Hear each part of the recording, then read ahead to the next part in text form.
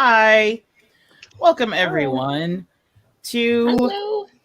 the panel of awesomeness. This is a women's forum. Tonight, we are going to talk solutions. We are going to have a couple more people join us, and here's one of them. And we're going to start out with introducing everyone. I am your hostess with the mostest, Jackie. Not really. I'm just saying that because it rhymes. And next to me is my co-host. I did it right. I pointed in the right direction. I always do it wrong in our politics. Next to me is my co-host, Meg. Hey guys, so sorry to be fashionably late. She was hiding out in the green room. Right? She's just living. And next to Meg is from Hair of the Dog, Carrie. Hi, glad to be here. And under Carrie is Bess from Millennial Splaining. Hi, thank you so much for having me, you guys. Thanks for coming. Next to her is Sabby Sabs. Hello. I look like you're like, yep, just hi. And wrapping up as for right now, but eventually we will have one more person, Savage Joy. Ta-da! I don't have anything fancy. So we have some people watching already. That's awesome. Today, what I wanted to do was, with all of the women gathered together, I wanted to discuss solutions, because oftentimes we can get caught up in talking about the issues and the problems, and that shit gets depressing if we don't show a way out. So today I wanted to talk about the ways out. There are some specific topics that I definitely want to cover. If we have time, I'll get to all of them, but I'm just going to say the topics so everybody can can start to think in their head of what they're going to do. For right now, we are going to talk about climate change, wealth inequality, reparations / I guess I'll say like racial inequality, including reparations and abolishing the police, and Medicare for all. Did we lose Carrie? Uh-oh. We did. No, Yeah. come back, Carrie. I don't know. She's in a situation where her internet's not great, so that might happen. But hopefully she can come back in. I'm in solidarity with Carrie. Yes. Normally Meg's the one with the horrible. Right. I live in an area with horrible internet. It's true. We need municipal broadband. Yes. We do. Municipal broadband for all. That's a solution. Carrie's back. Yay. Hey, sorry You about want that. solutions, Jackie? There's a solution. Municipal broadband. Yes. Okay. So to start it out, I'm going to pretend like I'm professional. What? Am I crackling? Quaker Socialist is saying crackles with Meg. Am I crackling? No, right now you're fine. Don't change anything. This is like the one time. This is the longest we've had her without an internet interruption. So don't touch anything. So, okay. So we're going to start out with climate change. In March of 2019, the UN held an assembly on climate change where we learned that we have 9 years left, because it was 11 then, and now 9 years left to prevent irreversible damage from climate change. Despite this dire warning, US leaders seem uninterested in even addressing the issue. The West Coast is boiling with expectations of a record devastating fire season. Florida may soon be underwater. Tornadoes and hurricanes are getting stronger and stronger each year. And with that, not using straws or paying for grocery bags is not going to be a solution. So, to start us off, I'm going to start with you, Meg, because you're one of the people who might be underwater soon. How do you propose we prevent the looming disaster?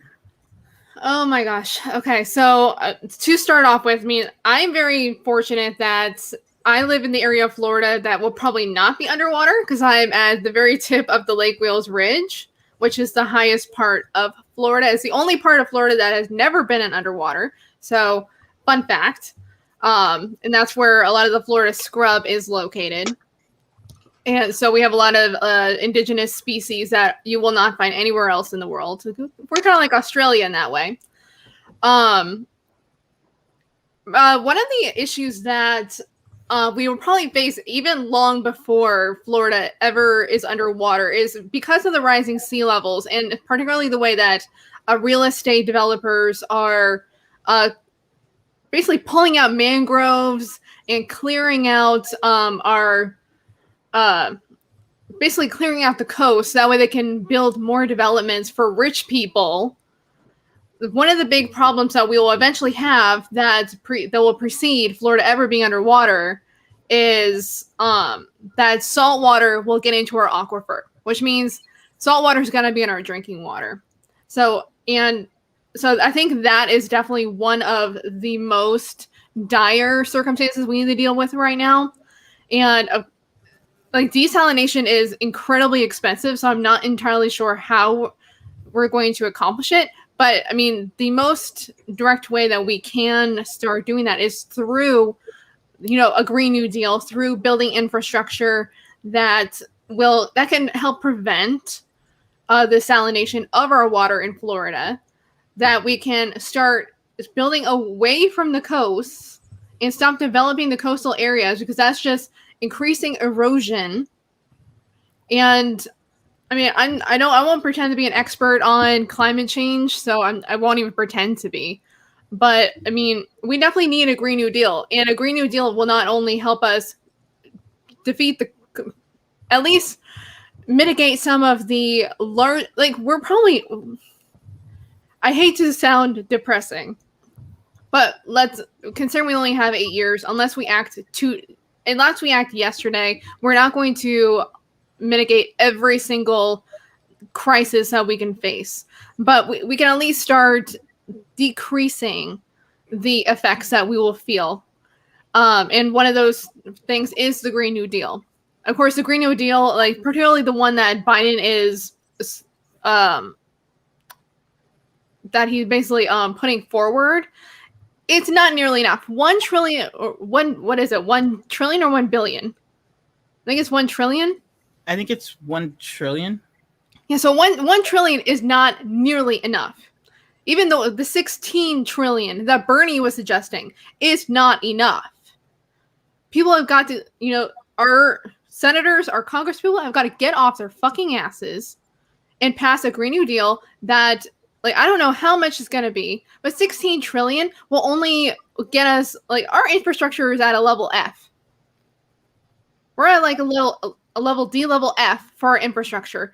That 16 trillion will only get us up to par. We need to be above par. We need to be building infrastructure for the future in order to catch carbon. I actually read one of Bill Nye's books about climate change, and one of the things that he also suggested was instead of tarring our roads black, we should be using a lighter color in order to bounce the sun, those UV rays, instead of absorbing all that heat. So that's one solution that we can even look at. We need to look at ways of building batteries in order to conserve energy. That way so batteries that we can build without being almost like nuclear power that we don't know where the hell to dispose of all this crap. So, I mean, those are just some of the thoughts that are in my head, and I can pass. I've been talking for a while, so I can pass it on to the next person. How about Bess? You're are muted. And I just solved climate change right then, you guys. Well, my mic was muted, so sorry. Well, unfortunately, we'll never know. I mean, you could just repeat what you said. I could, but that would be too easy. No. Obviously, there is no one answer. That would be nice, but it's unrealistic. I think that we absolutely need a Green New Deal. Jumping off of what Meg was saying, 3 million% because of our climate. Also, another 3 million % because young people are jobless. I mean, in general, our unemployment rate is always higher than older generations. And that's something that's really affected millennials, especially since the 2008 crash. So we need a jobs program that highlights restructuring our country for green energy conservation. So you mentioned that, Meg, we could change the color of the roads. Well, actually, there also was at some point, maybe like 5 years ago, in Japan, I think, somebody solarized a road so that a road became a solar panel and then generated energy. And I mean, on one hand, that's a huge threat to energy corporations, right? But on the other hand, like through government subsidies, they would be more interested in getting into different areas, I believe.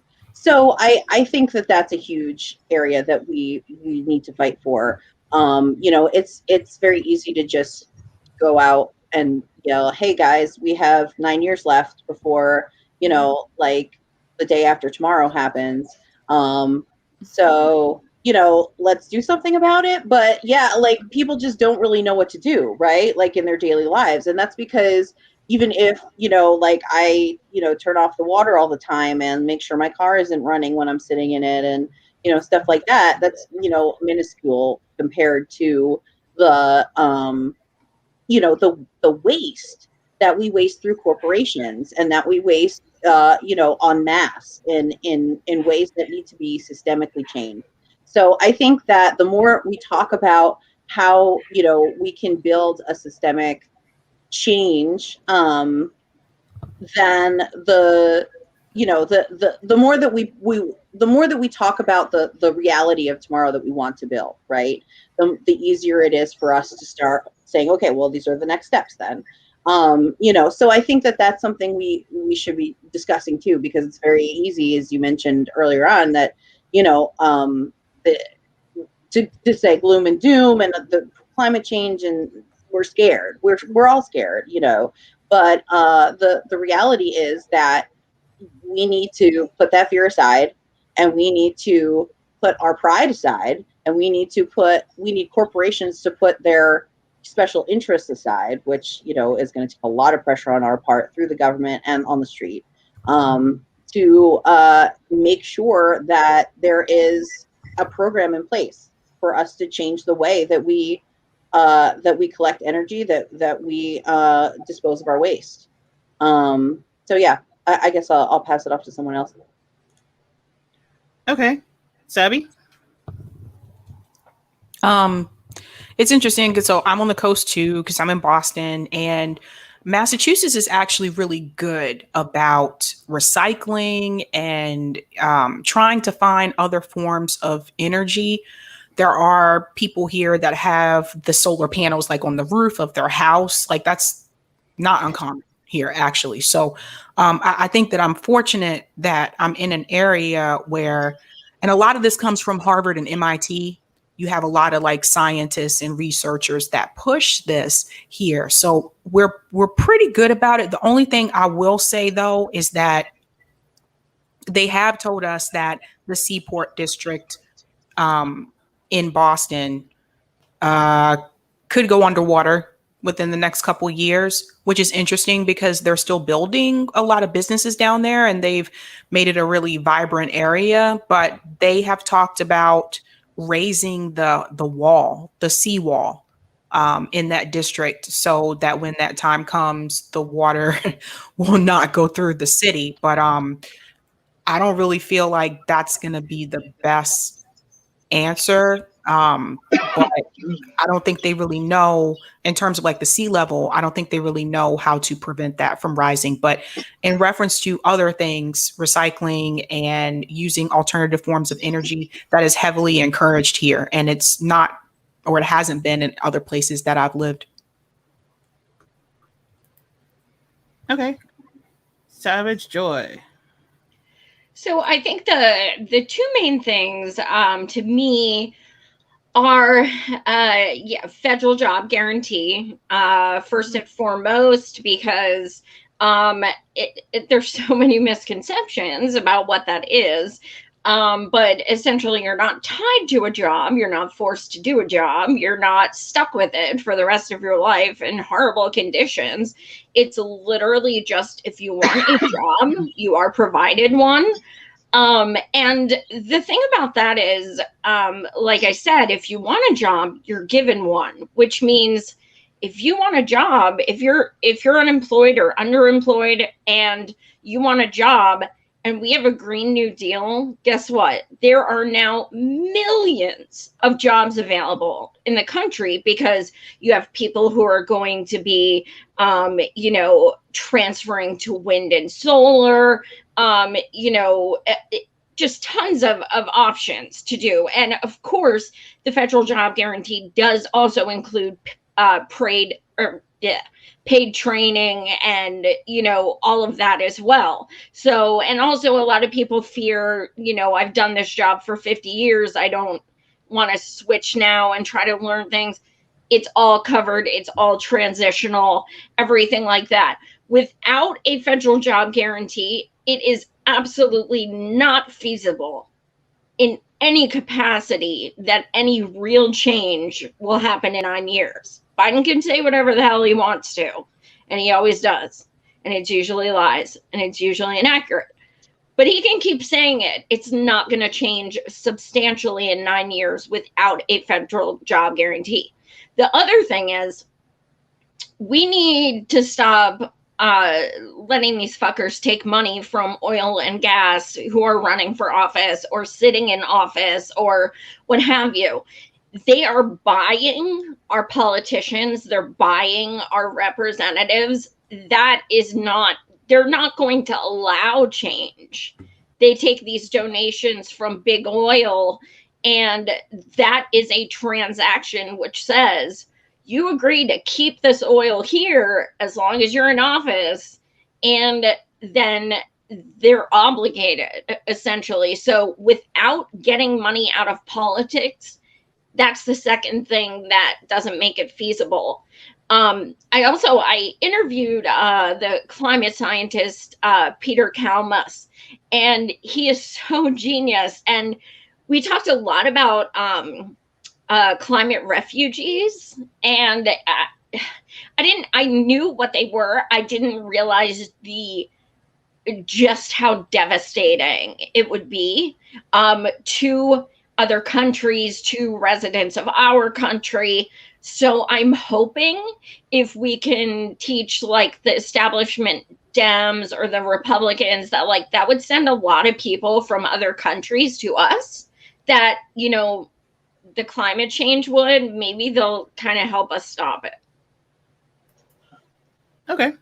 And last but not least, that was a joke, by the way. An attempted one. Miss Barber. Yeah, I'm going to try to hold on because I am quite literally in the final remnants of a hurricane. For those of you who are not aware, I'm in New Mexico. I'm landlocked in New Mexico dealing with a hurricane. Climate change is real. So while my counterpart in Canada was dealing with 100 and something degree temperatures, it was 59 degrees here in the desert. So you'll see my internet kind of go in and out, but I'm going to push back a little bit. Obviously, I agree with the federal jobs guarantee and I agree with a Green New Deal, but this idea that we as individuals can't do something, and if it's more than plastic bags, let me tell you, I live in the desert where there has been a significant drought for 8 years. What they did here at a city and state level was gave everybody $100 towards a low flush toilet. And you're thinking, okay, well, what does that have to do with anything? Once everybody got this new feature in their house installed and it was taken care of, water usage went down 40% across the entire area. One change. The other thing is, stop watering your lawn. Why do you have a lawn? Stop doing that. Think about the things that you're doing and why you're doing them. you can put down a cover on your front lawn, on your back lawn, or whatever that is drought tolerant. You don't water it. The other part of it is we did this in Illinois and in the Midwest. Capture your rainwater. Take part of your downspout and capture it in a big barrel and use that to water gardens and things like that. These are little things that you can do right now, because I got to tell you, as much as I love the federal jobs guarantee and the Green New Deal, if we wait for the people in Congress, we are all going to suffer. And we see this time and time again. It's a great policy, great idea, but their entire plan, if you go by what they do, not what they say, they're fully capable and allowing, 500,000 families to suffer through COVID. What do you think they're going to do in light of their donor class, right? We are collateral damage. So this idea that there are things that we cannot do ourselves, World War II, victory gardens, please go Google that. Start your own victory garden. If you live in an apartment, put it on your patio. You can do these things and you can start the change now and make it commonplace. Like I said, I cringe whenever we talk about Congress doing something. We just had the author of Medicare for All tell us that she doesn't want to vote on it. So, like I said, I live in the desert. Climate change is not at all a point of contention here. Republicans, Democrats, everyone across the aisle, they know it's real. They're working to address it. They're working together, but we're working on a local level. Nobody is worrying about what's going on in Congress, because it's our families, our community that suffers.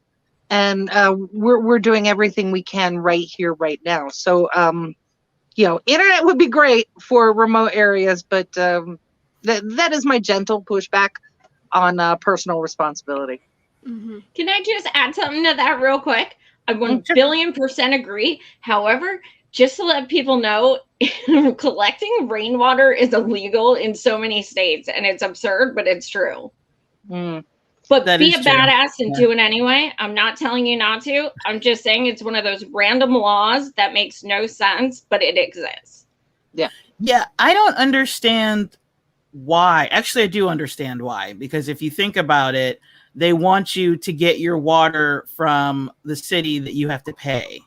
And if you collect rainwater, then you don't have to pay them anymore. That's right. So I guess I understand why. I just think it's stupid. Like when they say you can't do things like give people water when they're waiting in line to vote or feed homeless people. Like, our rules show that capitalism lacks empathy. Right. Sometimes those rules are at a local level, municipal, your city, whatever. And that is an awesome way to bring 10 of your rowdiest friends to the next county board meeting and get that changed. Right. Yes. And I think that one other consideration too is that you may not want to have water come from your municipal or from the state or wherever, because as we saw with Flint, if the state of Michigan, all of a sudden they decided, oh, you know what, we're going to switch your water from Lake Michigan to the Flint River because Nestle wants to use Lake Michigan. So sorry, but we had to give that contract to Nestle. So we're going to switch your water to the Flint River, and now all those contaminants are now going to ruin your pipes, and now you have a water problem in Flint. Congratulations. Also, fun fact, when we talk about the drought in the western states, particularly California, part of the reason is Nestle, because Nestle uses our water. I understand one river gives water to like 5 states. One of them happens to be the largest in the nation. The Colorado? The Colorado River. And it's drying up. Yes, because Nestle is using our water. So it's not like everyone wants to put, I feel like corporations and the government, in order to make it seem like it's not them, like in order to say, like, look over there, they put personal responsibility, just like with COVID. our government should have done things to help us with COVID, but instead they put it on personal responsibility. If you aren't wearing a mask, then that's why COVID is spreading, not because we didn't do mass testing and tracing. Right. And so I all do of those agree that we have a Nestle personal contracts. responsibility. I'm Right. sorry, but those Nestle contracts, like the one you're talking about in Michigan, the one in Florida, the one in there's several of them in California. Those are local municipalities granting that permit. Mm-hmm. Yep. Right. Yep. So I think her point in saying that is that, because it looks like you're frozen, but I think her point in saying that is because they're local municipalities granting those permits, like she said, bring 10 friends, storm the gates, and be like, you're changing this now. Though, of course, in the case of Flint, it was the state of Michigan because they had emergency powers over the city of Flint.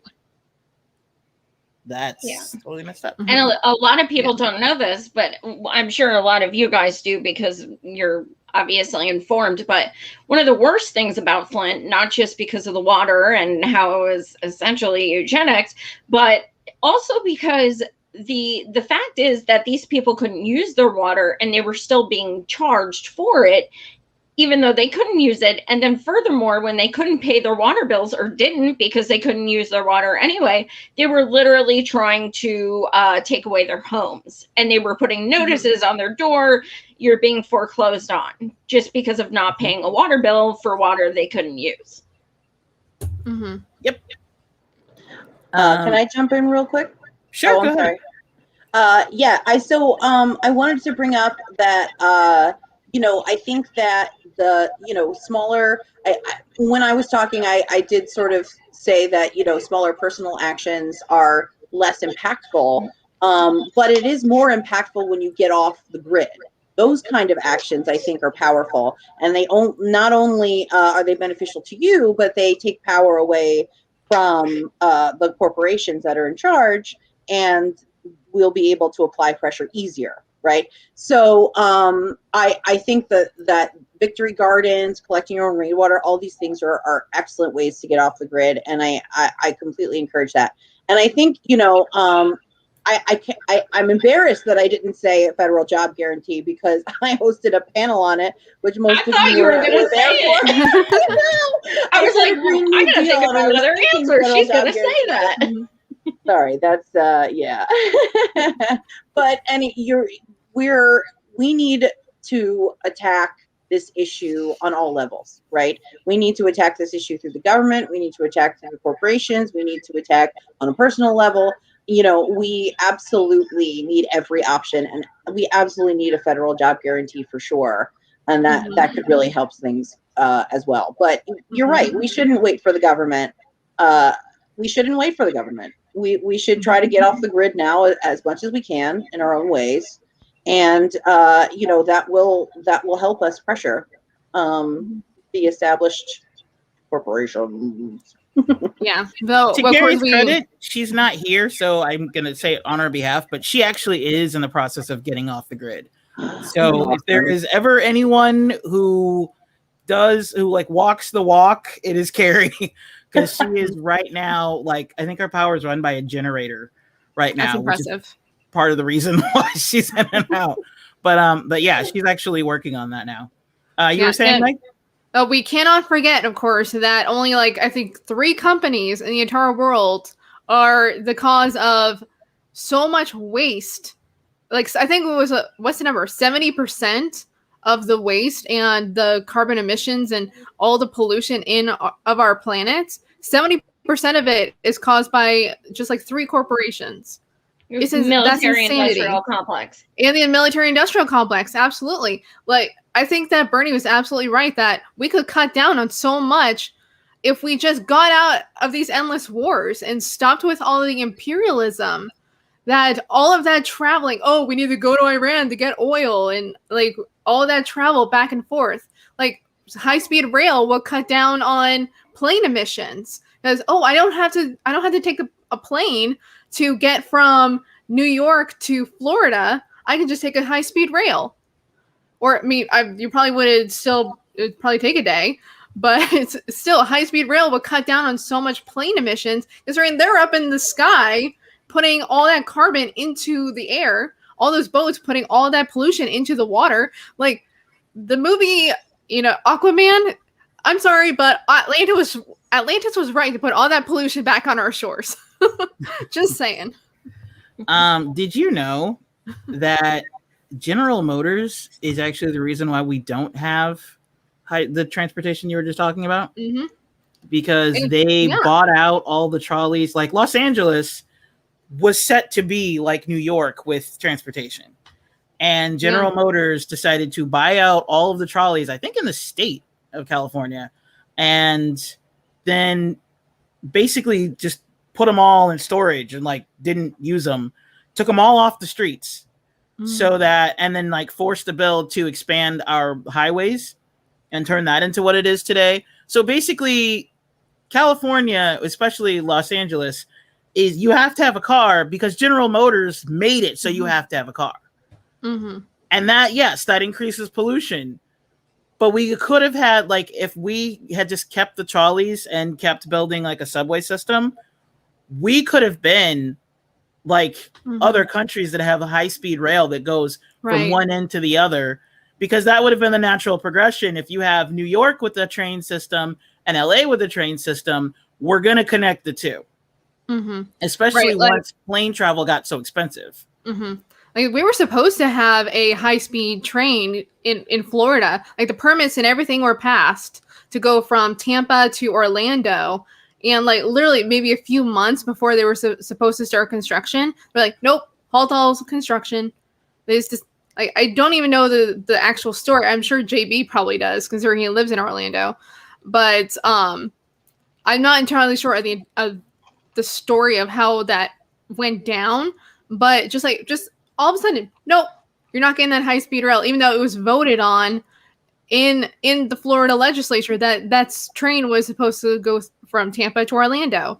And the other thing that we haven't really mentioned yet too is food waste, because there is so much food, so much agriculture, like especially if you've heard of like ugly foods, that all this food just gets wasted all the time, and all of it is just like small imperfections, like little abnormalities. Like it's still edible food, guys. Like, and luckily there are so many amazing organizations that you can actually contact in different local areas in order to get that quote unquote ugly food, that food waste. There are companies that get that food from the suppliers and sell it at a lower cost. So that's a great way to get food in your local area that is cheap but still healthy, and that cuts down on food waste. So I think that's something that's very important that we need to be involved in as well. Speaking we have so of many food, agriculture is a huge contributor to environmental to carbon, I guess you could say. It turns out if we were, and I know people are going to hate me for this, but it's still true. A lot of vegans say that if you really care about the planet, you should go vegan. The reason why they say that is because the amount of water and the amount of, it's kind of weird. Like that just kind of popped up on its own. The amount of water that it takes to feed animals and the amount of land that it takes. A majority of our land that we use to grow crops, we don't use it to feed us. We use it to feed the things that we end up feeding us. So if we were just growing vegetables and eating those vegetables, we would need a third of the amount of land that we need to grow vegetables, not just for us, but also for cows and chickens and pigs and things that we feed so that we can then slaughter and eat. So that, by the way, is why vegans say going vegan would actually help save the planet. Also, there's the whole, bovine CO2 emission situation. That's not good. Anyhow, okay. It might not be just bovines. I know a couple of dudes. I feel like when I was talking before, I might have cut you off, Sabby. Did you want to say something? I'm so sorry. I'm sorry. Do what? I said when I was talking before, I feel like you were starting to talk as well. Did you want to say something and I cut you off before? Oh shoot, I forgot. No, Oh wait, I sorry. remember now. Oh, Okay. it was about the high speed rail. I don't think people realize, like, I lived in Europe and the high speed rail in Europe is super convenient. To have that ability to hop from country to country to country, you don't have to deal with everything you have to go through when you're trying to check in at the airport, when you're flying.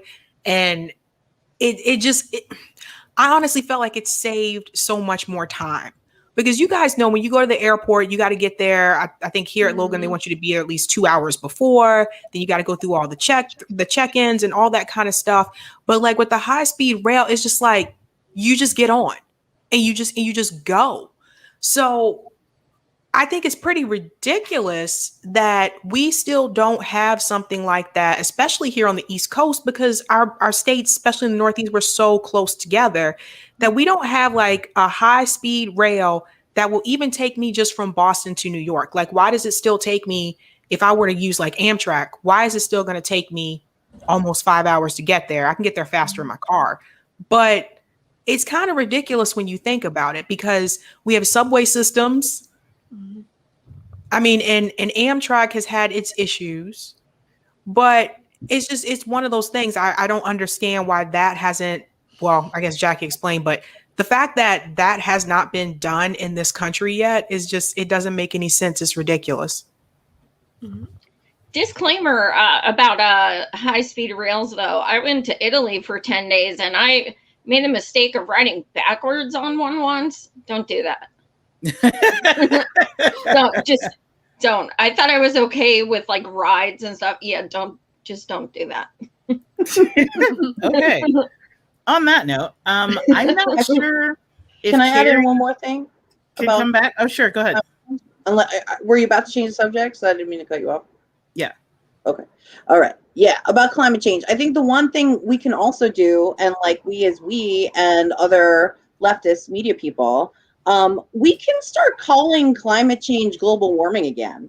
I think that would be really helpful. And I think that if we start talking about it in the terms that, I remember hearing about it when I was growing up as a kid, I think that would be really helpful to try and drive the narrative that like, this is, they changed climate change on purpose to make it sound like it could be natural. Right. So, the more that we fight against that and the more that we make it clear that like, no, this is man-made and these are the specific causes for it, the better. And so I support global warming. I don't support global warming. I just support the term global warming. Okay.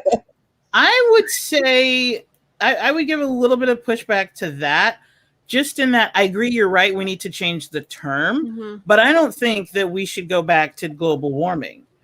I think that we should change it to what it is, and it's human extinction. Because the globe is going to be here. The planet's warming, but when it's warming, the planet's not going to spontaneously combust. It's not going to explode. It's just going to make the environment is going to change so much that humans will no longer find it habitable. And unfortunately, as we've seen in this country, we're all a bunch of narcissists. So it has to be something that touches us. We have to make it like, look, you're going to die. Everybody you know is going to be dead. So I think we need to make it a little bit more drastic. We need to Karl Rove this bitch. We need to call it. Right. Because remember in like the 2000s, Karl Rove was changing the names of things to get policy change, and it worked. We need to do that, but we need to just be real. Like, it's human extinction. Right. You're going to die. You're I right about that. You're Yeah, I absolutely tend right. to call it the climate crisis, because it is a crisis. Yeah. Last week. Oh, I'm sorry. Go ahead. Ali Dowsimer, she said we need to refer to it as life or death. Yes. I don't. Yeah, last week when I was on the Humanist Report again, Mike played a video of, I want to say it was Charlie Kirk. I don't know. They're all the same. And he goes, he was asked about climate change, and he goes, so if it happens, we go on another planet. And he was 1 billion% serious. Like he has no concept of future There generations. is no planet B. To Wait, him who there said that? is. Mike Figueredo? No, Charlie No, Kirk. not Mikey. Oh, the okay. Charlie Kirk guy. I was. If I they was go to reading another stuff and then I planet, was if they like, go wait to a minute, Mars, what? you're not going, Charlie. It's gonna be Elon Musk. It's gonna be Jeff Bezos. They're not inviting you. Listen, there's a show, and I'm actually behind on it, but there's a show that I was watching called The Expanse. You guys should watch it. I think it might be Amazon or who. It's one of those.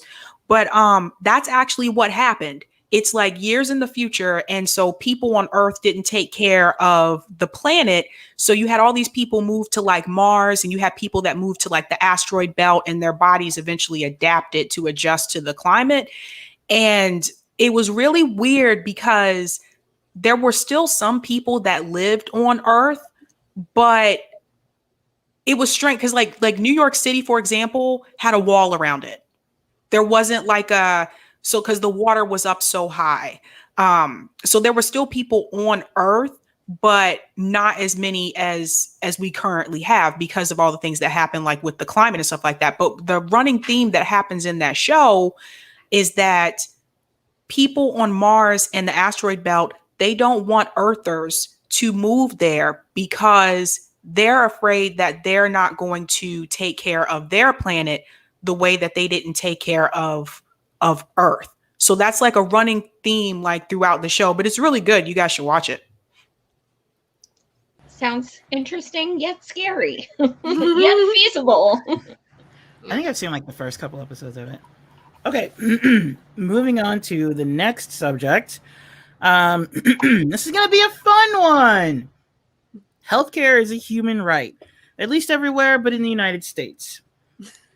Medical debt accounts for over 60% of all bankruptcies in the U.S. Despite this, even during a pandemic, we couldn't manage to get healthcare. The U.S. government is uninterested in even talking about it, it seems. Last year, a campaign was started to force the House to vote on a bill called Medicare for All. This strategy divided the online left and was ignored by the politicians. Now, the very yes, Meg is using the mug. Actually, I'm going to put that mug up, if not tonight, then tomorrow. So you guys can buy that on our FHL merch. What's store. it say? It says force the vote. I didn't mind that. That's what's up. Force the vote. Yep. Awesome. I love that you took a sip test, Abby. It's like, just sip some tea. I was really sipping from my force the vote mug. Now the very politicians who ran on Medicare for All won't even mention it. And I really wish Carrie was here because I know that she has something for this. But with the inside game seemingly gone, what is the outside game that we can do to implement healthcare? And this time I'm going to start with Sabby. Well, one of the things I think is what a lot of us are involved in currently doing right now with the Medicare for All marches that are happening in different cities across the country this summer, this July. So I know some people are against the state level option for healthcare, but honestly, like after seeing what whole Washington is doing, I honestly feel like this is probably going to be our best bet to get this to happen. So for example, there is a Medicare for All bill sitting in the state house in Massachusetts. It's just sitting there. So hopefully like these marches can like push some of the local officials on the state level to really like bring this to a vote. And a lot of people don't realize that with Canada, that's how it was done. It was done like by province. It wasn't just like one national thing. So I think that that's one of the things that we can do, because obviously like the Biden administration isn't going to do it. I don't think any president that we have come in is going to want to do it. Hell, the squad didn't even want to force the vote. So like during a pandemic. So I think we're going to have to try to do it at the state level. And that's why I tell people that I'm not, I don't have a lot of faith in electoral politics, but if you are going to get involved in electoral politics, I think your better chances are at the local levels, because I've seen people go into those positions and actually bring about big change. But definitely, I think it might have to be at the state level, the way we're trying to like do it right now this summer. And other than that, I'm not sure how else we could. And next up, we'll just go in order. Savage Joy. So yeah, I mean, I'm one of the core organizers on the Medicare for All March. We just added a 35th and 36th location. So we are at 36 locations nationwide. So, you know, we have potential to get thousands of people in the street. And one thing, you know, as the co-organizers that we're, you know, doing is we are making it very clear that we are going to demand this. We're not asking, we're not settling for shit. Like, we're demanding this. You know, kind of like the other countries do, you know, when they get like hundreds of thousands of people in the street and they demand things.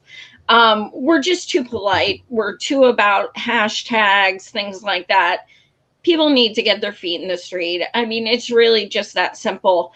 As the disabled spokesperson on Force the Vote town hall and at the protest, the amount of vitriol I've gotten in the past few months is absolutely just bananas. You guys can't even fathom. And, you know, I'm not sure who saw my speech and who didn't, but you know, one of the things I did in my speech is call out people I have met and interviewed personally. I called out AOC and said, I interviewed you. You sat on my show and told me you would fight tooth and nail for Medicare for all. You told me you were an activist. Where is this person? Because search her Twitter. It's been months since she said Medicare for all. Rashida, my favorite squad person since day one, I met and I told her, you know, that I started going blind and last year, and she held me, she cried with me, she held my hands, she embraced me. She said, you know, you're so brave and I will do everything I possibly can for you and others like you. And that gave me hope, because now I'm 85% blind, but that was when I started going blind. And so that was last year. And then to see her completely, you know, she really was an activist. She's been arrested, you know, she votes apart from the squad sometimes, stuff like that. So that hurt the most. Then I said, Ro Khanna, I've had you on my show 4 times. All 4 times we've talked about Medicare for all. You've insisted tooth and nail. So, you know, I called these people out who I personally have interacted with. And now as a disabled person, where are you?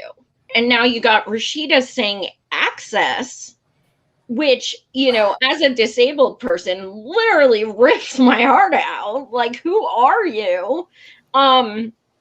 So yeah, I mean, I have literally zero faith electorally, and that doesn't mean I'll never vote again or, you know, what have you. But that's one of the reasons I am one of the core members of the march, is because direct action to me is more important than electorally, because as Sabby said, you elect these people you think are just going to be so, you know, such hardcore fighters, and then, yeah, not so much.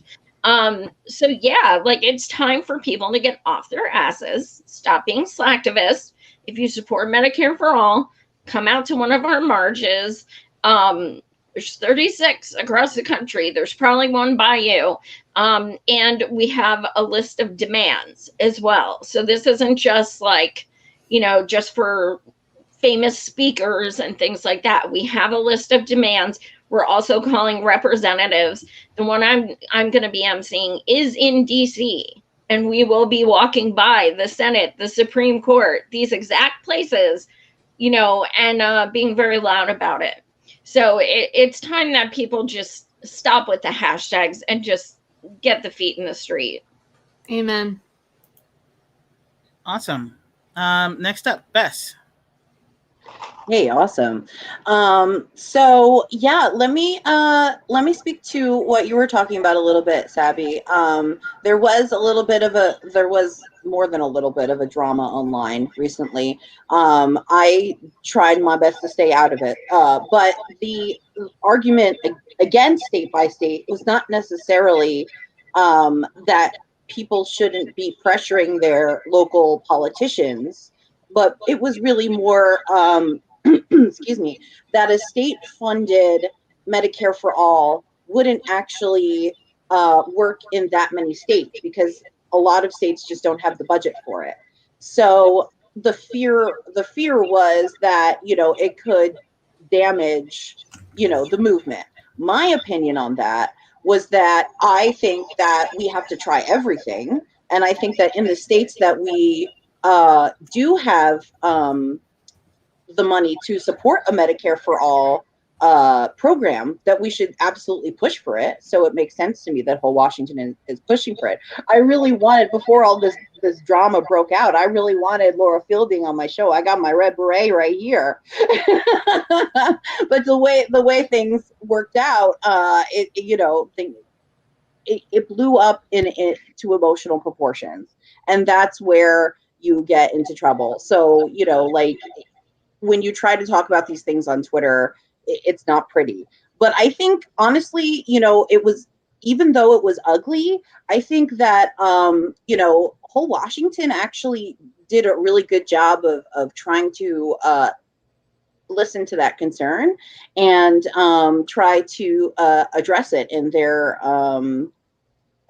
platform. So, I mean, it's scary when we're about to have a really big march and we're just fighting each other. And this is such an important thing that needs to happen. And everybody just really, really cares, that they really just feel so passionately about this. Like, obviously, we're in the middle of a pandemic. Like, how is this not, a reflex? Like, how can we possibly look back at periods in history like the Great Depression, right, and say our country is just as great today because we have like $1,400 stimulus check, thanks a lot, Joe Biden. Like, it seems like the problems of today are just as epic.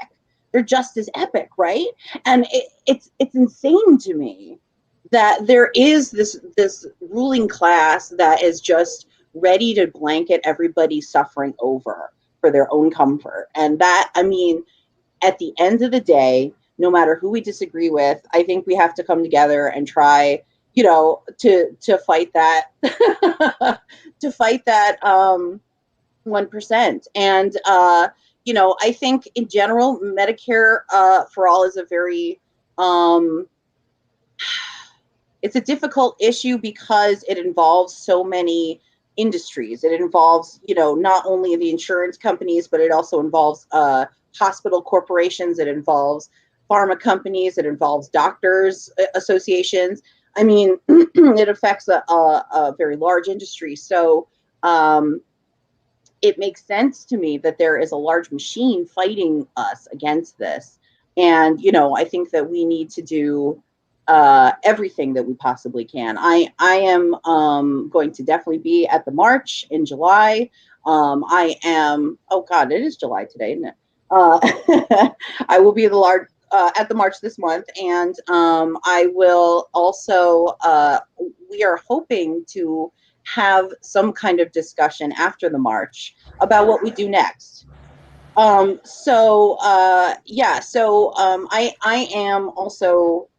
a podcaster for Millennial Explain, but I am also the video coordinator for United Left. And so we are, we're trying to put forward some solutions that we can, help move forward. I mean, it's not an easy question, and it's a fight we've been fighting for a long time. And people's, energy is low. People's tolerance is frayed, because we should have had this years ago, right? I mean, like Britain had it because of World War II. Why didn't we have it in World War II? Well, because World War II wasn't exactly over here, but, you know, there are so many other, you know, disasters, and including COVID, you know, that should have inspired some kind of a program like Medicare for All, and never did. And I think that, you know, it's time for us to rebel in every possible way. Awesome. Meg? Yeah, I definitely agree that we need to basically use every single way that we can, just get the word out there. So I quickly want to pick up on something that Sabby said a little while ago, and that's about the way that Canada got their healthcare insurance, and especially since today is Canada Day. So happy Canada Day, everyone. And you know, having No, right when she's talking. Oh, we were doing so well. Hold on, am I back? Oh. Am I back? Yes, you're back Okay. now. Yes. Okay, it only lasted a second. That's good. Okay, good. But so happy Canada Day, everyone. Partly having been, you know, born in Canada, you know, as someone who, you know, participated and was benefited by having been born in Canada. And she's absolutely right that Tommy Douglas, the godfather of the Canadian healthcare system, in I think it was Saskatchewan, I think. In Saskatchewan, he started the first Medicare system in Canada, and it eventually went nationwide. We know that it is possible to go state by state. However, in Canada, it is a little different because there are only 13 provinces versus 50 states. And Canada is definitely a little bit more socially democratic than the United States is. And I can speak of definitely my experience in the Canadian healthcare system and why it makes me so passionate, because I was born with a pre-existing condition. I have a rare form of hypothyroidism in which I was born without a thyroid gland. And sorry, this is sometimes difficult to talk about because it's very emotional. But I'm very fortunate that both my parents are nurses. And my mom noticed it pretty early on within the first few days. And Canada was actually testing for hypothyroidism in newborns way before the United States was. So that's another reason I was quite fortunate. Yeah, Canada's foreign policy does suck too. I will acknowledge that. Canada's not that great, y'all. I'm not gonna lie. Like, there are problems. But I'm just talking about the healthcare system, Z. All right. So, thank you, Jackie. Just let everybody know what we're talking about.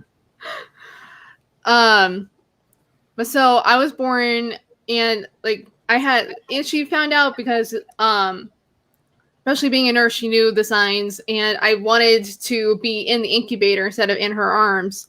And so they found out very quickly after doing the test that I had no thyroid gland.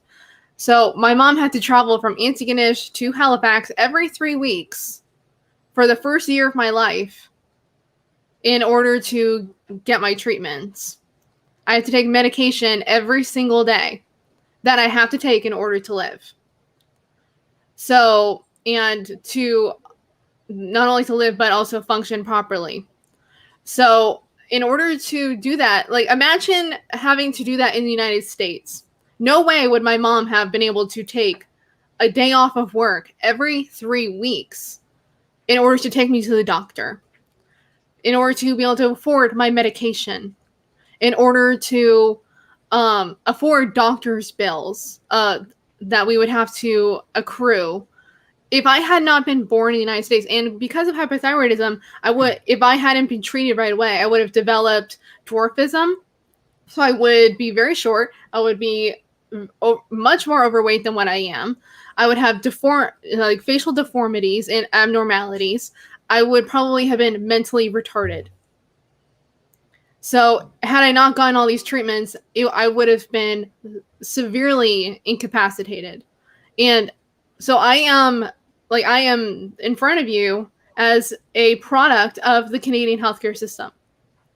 Because even when we moved to the United States when I was 7 years old, my parents had to fight tooth and nail to get me covered on their health insurance plan. They had to fight to get me covered. When I went off to college after I turned 18, I had to get a letter every single semester from my college proving I was a student just so I could stay covered on their health insurance plan.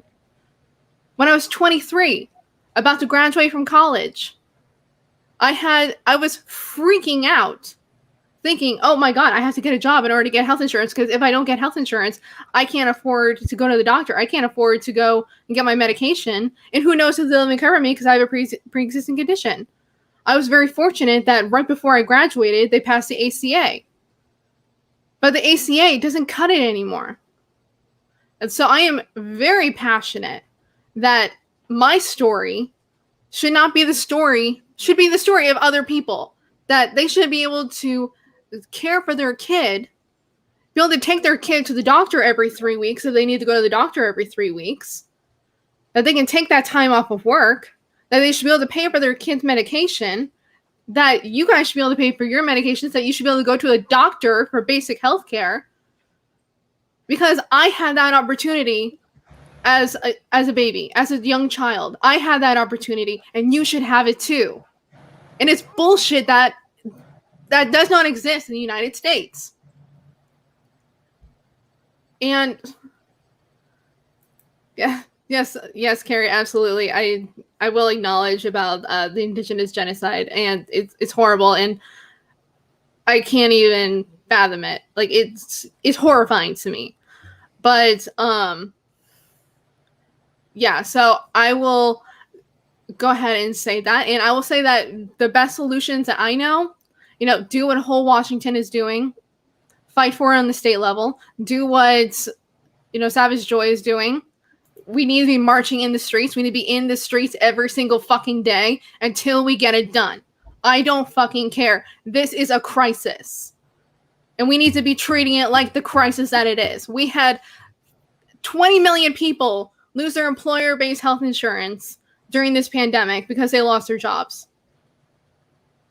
It's insanity that we have a system that is in that you have to have a job in order to have health insurance. And even if you do have a job, you are not guaranteed to have health insurance. That is ridiculous. That is insanity.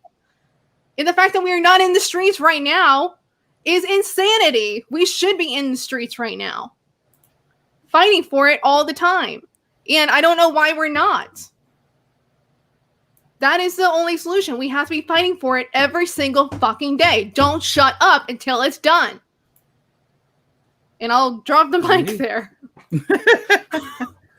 I agree with Meg. I agree with all of you guys. I just want to point out, like, when you guys say, like, we've been talking about Medicare for all for a long time. I don't think people realize that John F. Kennedy was talking about Medicare for all. That's how long it has been proposed. Bernie didn't propose this. This has been in the works since before any of us were born. We've been talking about this for 100 years. Yes. 100. Yes. And in that 100 years, we've gone through 2 pandemics and somehow still can't seem to give. And we are supposedly the wealthiest nation on the planet. Yet we can't seem to afford to give the basic, the human rights like healthcare. Also, someone said earlier, and a lot of people have commented, so I may have lost it, but someone said, oh, here it is. Carrie, nationalize all of it.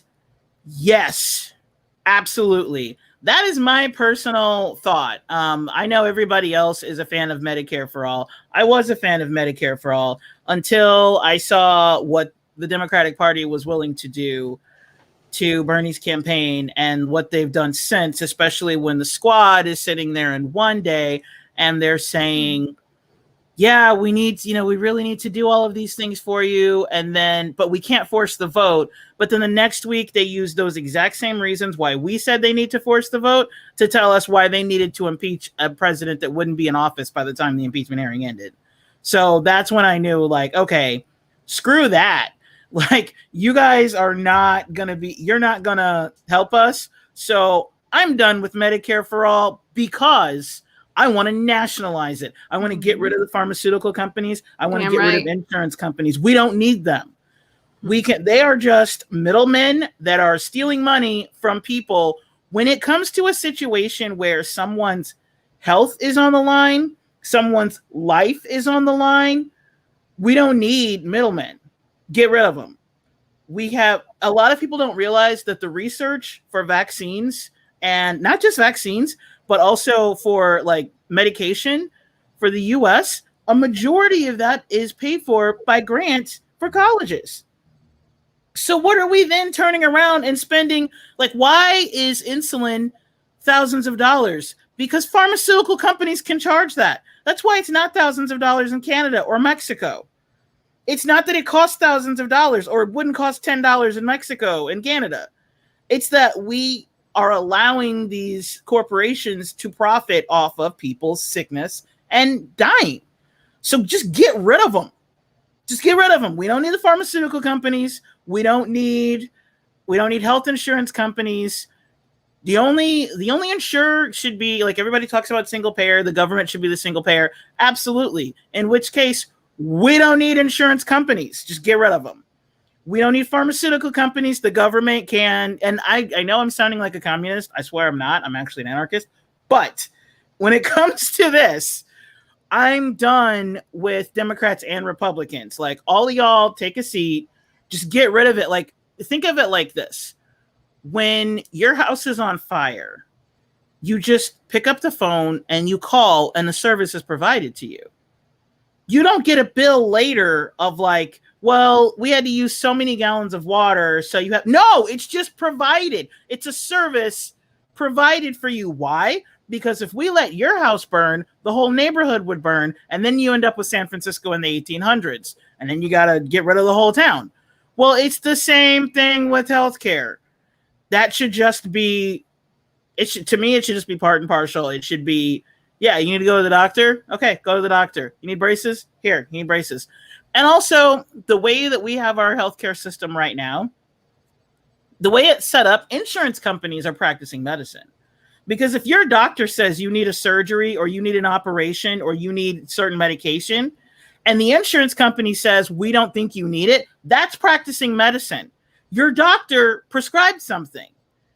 Also, we would also get rid of, I personally think, I don't have any evidence to back this up, but I think that once you get rid of pharmaceutical companies, therefore you get rid of the lobbyists pushing drugs, you're going to have a lot fewer instances of drug-related deaths in the medical community because doctors won't be pushing drugs because they're going to get a vacation if they do.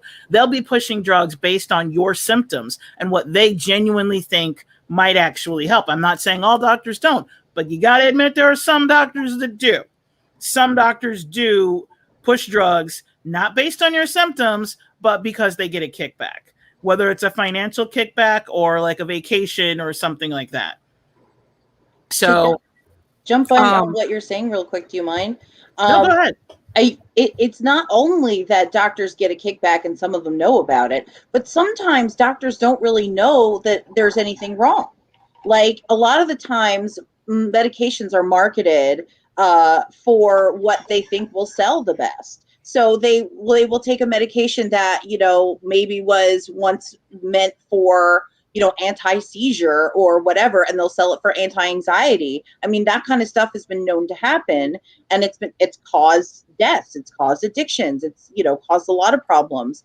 And doctors, a lot of doctors who are prescribing a lot of these medications are GP. They're not specialists, and they don't know exactly, the specifics of each drug and the history of it and whatever. They only know what the drug reps tell them. So they don't really even know any better. you know, there's a lot of things that we should be considering in this. And the pharmaceutical industry is a serious racket. I worked for a very small company in the pharmaceutical industry a few years back, and it was a interesting insight for sure. But it is a larger hurdle than we think it is too, because the pharma industry is also, I think, one of the largest contributors to campaigns, lobbyists, all that stuff, right? Monetarily speaking. So anyway, please go ahead. If I cut someone off, I apologize. I was just going to mention, because this is one of the things that came up when I talked to Laura Felding from Whole Washington, because both of us came from military families and we were talking about TRICARE. And the thing that some people may not know is, like, when you're under TRICARE, we didn't pay for anything. There was no such thing as a copay. So it was one of those things, like, I didn't realize this until I got older and I wasn't under my parents' insurance anymore. And just going to the doctor and they're like, okay, well, this is your copay. And I'm like, I got to pay? What is this? Because we didn't grow up with that. So the question that me and her had was, why do you have to be a part of the military industrial complex to receive that type of healthcare? Why can't they give that to everybody in the United States? Why is it only for people who serve in the military? Why is that? Well, I think the part of the reason for that is because it's one of the only benefits we actually give our veterans when they return. So then if we were to give that to everybody, now we might actually have to deal with how we treat people that we send off to war. And even though we pretend it's to keep us free, it's really to secure other people's resources. And definitely, I notice, veterans, well, first of all, once they get out and they have to go to like clinics and stuff, I mean, they can wait. I mean, the resources are awful. There was a gentleman 2 years ago who committed suicide while holding a list of all the people in front of him that were waiting for services with the VA. So there's that. But then also, that's kind of the thing that I think about, like, TRICARE and free college tuition. What other reasons do people join the military? I mean, I'm 42. When I was growing up, I mean, it was, you got to go because you can get free insurance and you can get free education and you're guaranteed a job. Holy shit. Okay, great. I mean, I wasn't in it, but that's how they sold everyone. Well, let's take this and let's give people insurance. Let's give them a federal job guarantee and let's give them free college. Now, the only people who join, the military are like warmongers, and their military starts depleting. So I think that definitely has something to do with it. Mm-hmm. Yeah, when I was a kid, weird but fun fact, when I got recruited once, I had one phone call from the military, and I was a bit of a spoiled brat at the time. And I remember my dad was like, the phone's for you. And I'm like, who is it? Because, like, I don't know, when I got phone calls, I was just like, why are you calling me? Like, what do you want? So my dad was like, it's a recruiter. And I'm like, what? And I take the phone, and it was someone who was like, hi, I'm so-and-so with the Navy, blah, blah, blah. Or, yeah, I think it was the Navy. And they were like, oh, I wanted to talk to you about something. And I just answered, I'm not poor, and hung up.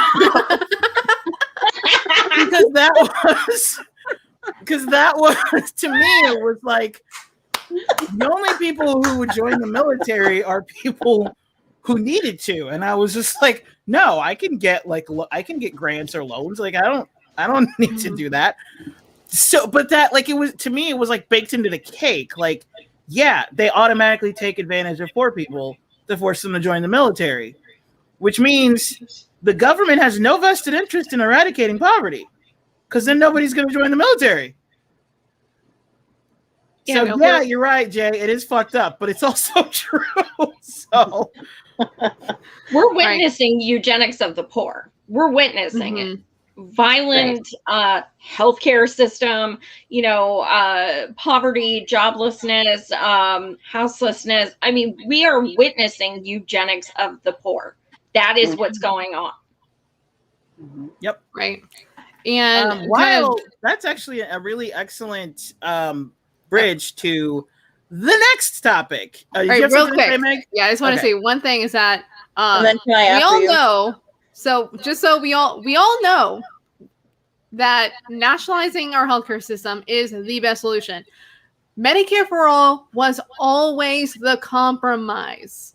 That was our compromise. We all want nationalized healthcare. That's what we want. Yes. We want like a British style system. Medicare for all was the easiest way to get, because all you have to do is already an existing program. You just have to expand it. That's all you got to do. It's an existing program. And just pay taxes. And you would goodbye copays. Goodbye premiums. Goodbye, say goodbye to all of that. Just to pay a little bit more on your taxes. Just a little bit more. Just a little bit. So that's what I'm saying. Like, if we won't go for the compromise, I'm like, fuck it. I'm going hardcore.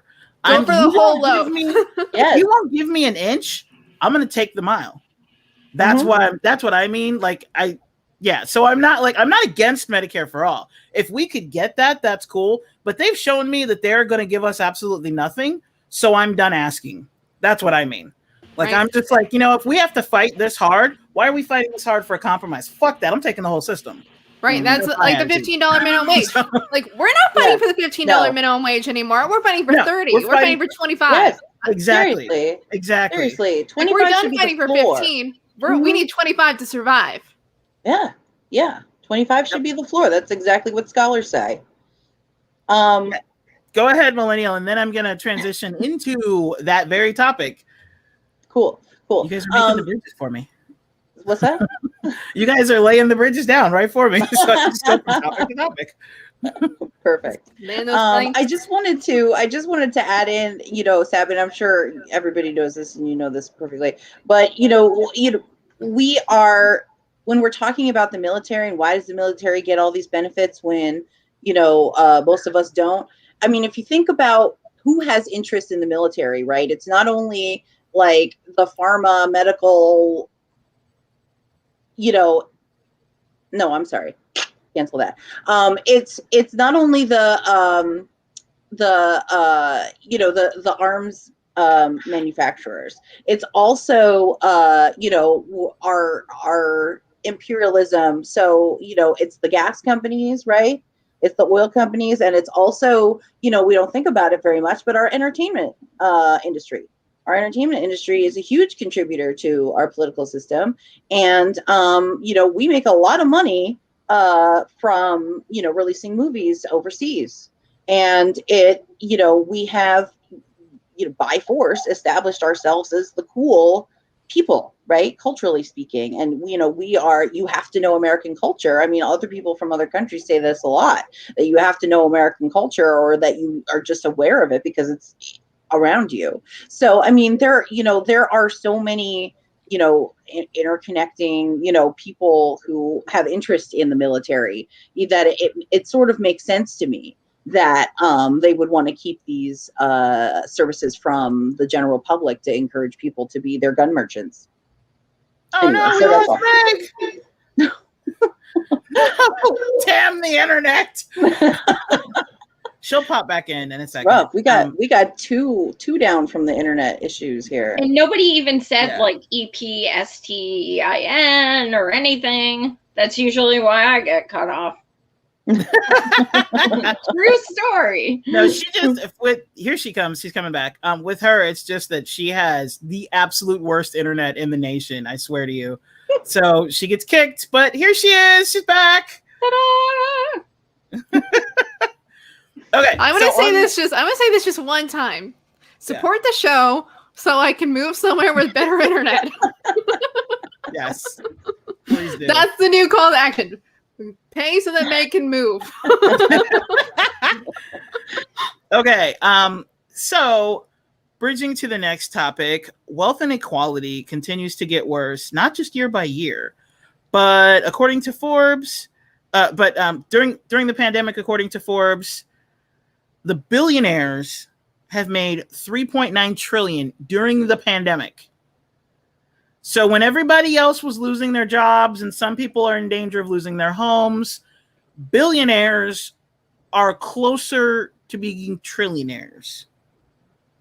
I personally, this is just an aside, but I personally believe that once the world gets a trillionaire, we celebrate by cutting off his head. So I'm just saying guillotines are very fashionable. YouTube, you didn't hear that. That's why I whispered it. Just saying. Anywho, meanwhile, the minimum wage has not increased since 2009. According to CNN Politics, if it had kept up with productivity, it should be $24.18 right now. What measures can we do to raise the minimum wage and reduce wealth inequality?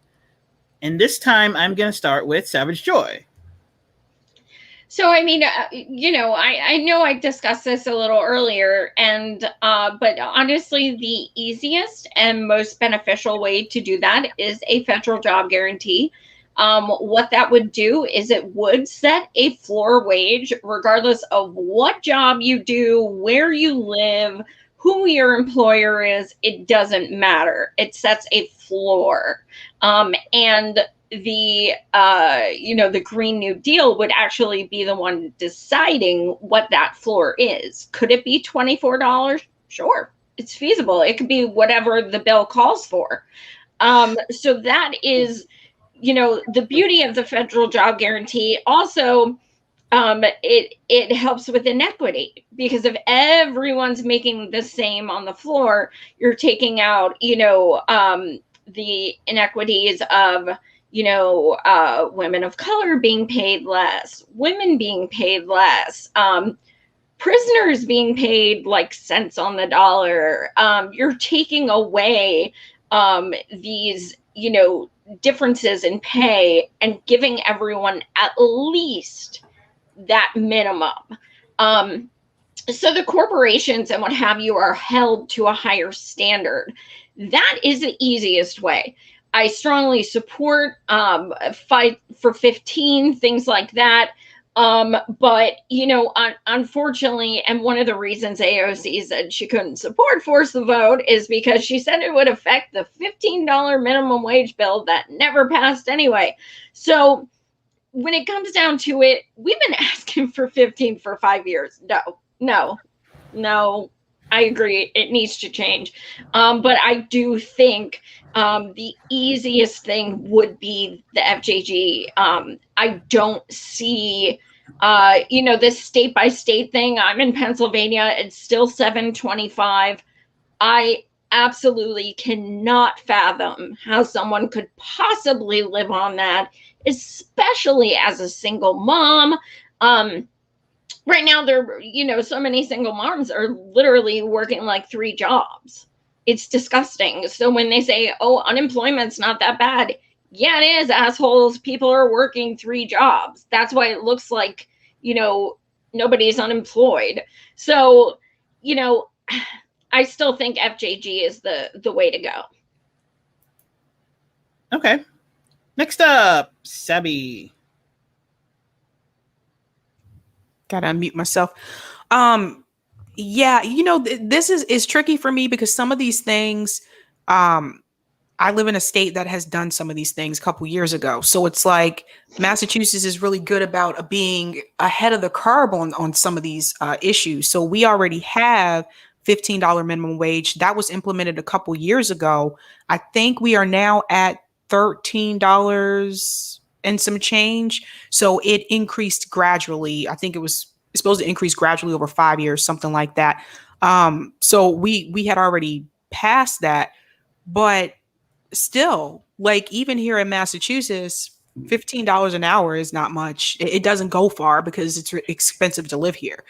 But one of the things that I thought was very funny, I was watching a commentator on Fox News, and they were talking about the $15 minimum wage, and they were saying that we don't need to increase the minimum wage to $15 an hour because people who work those jobs are not supposed to be adults. They're supposed to be jobs for teenagers.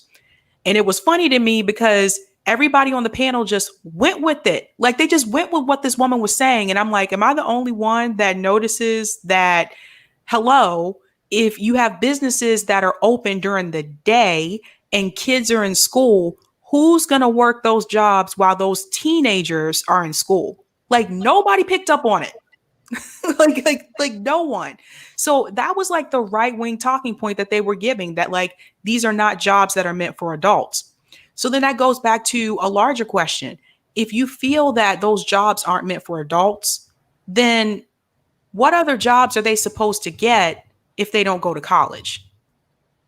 And see, this is where, and when you hear these, like these right-wing talking points, these are the kind of questions you need to follow up with.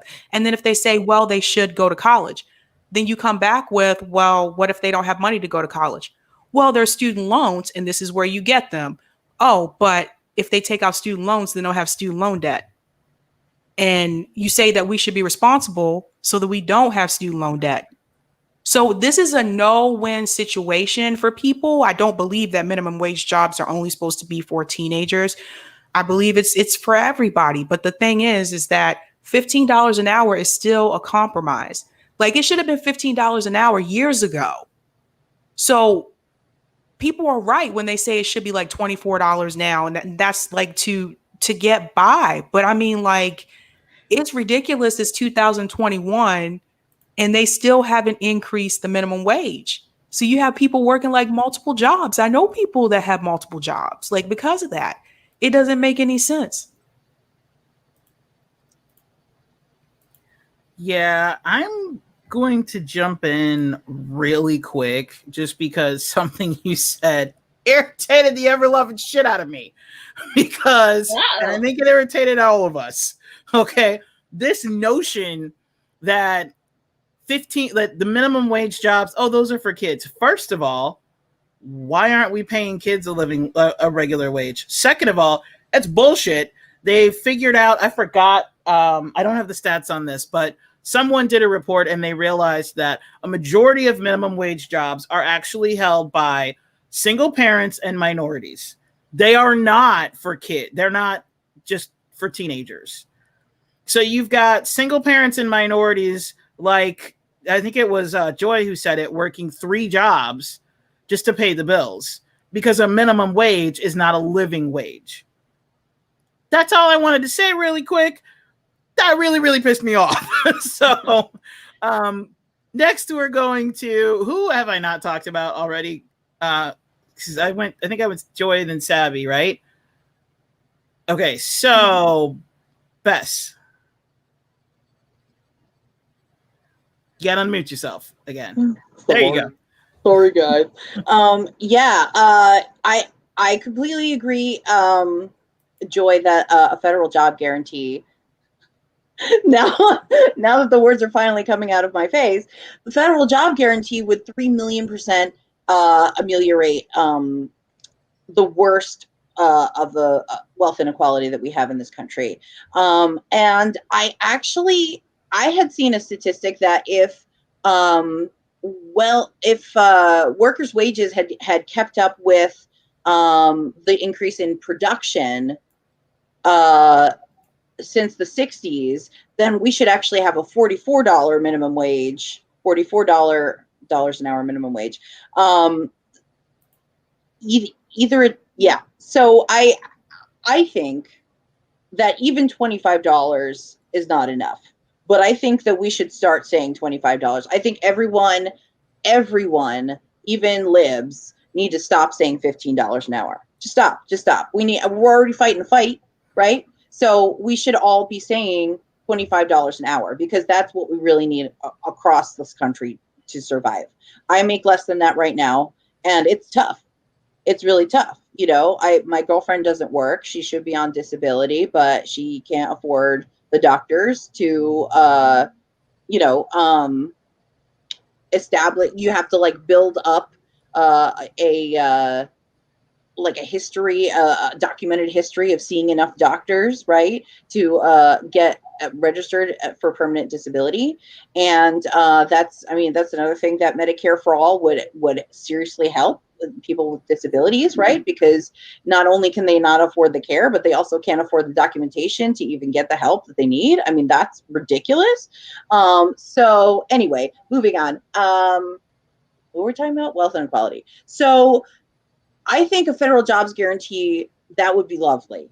I think that we can marry the federal jobs guarantee with the Green New Deal. I think that's necessary. I think that, when we're talking about wealth inequality, however, disclaimer, I am a socialist.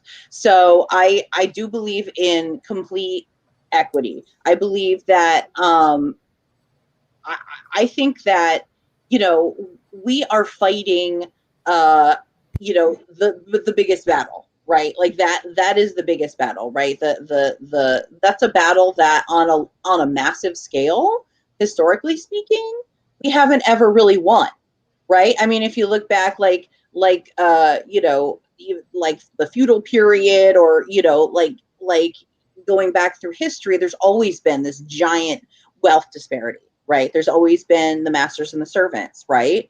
So it's, in essence, although there are many things that we should be doing and we should be screaming about, some of the real problem is that as a society, we don't really believe that we should be equal. I mean, that's a little bit crazy to me. I believe everybody should be equal, but a lot of people just want to be the master, right? So that's another thing that we need to sort of address. I think also, on leftist media, trying to, sort of say to people, like, listen, if there's, at any given time in this country, there's a finite amount of money, right? So if somebody has a lot of money, that means a lot of other people don't have any money, right?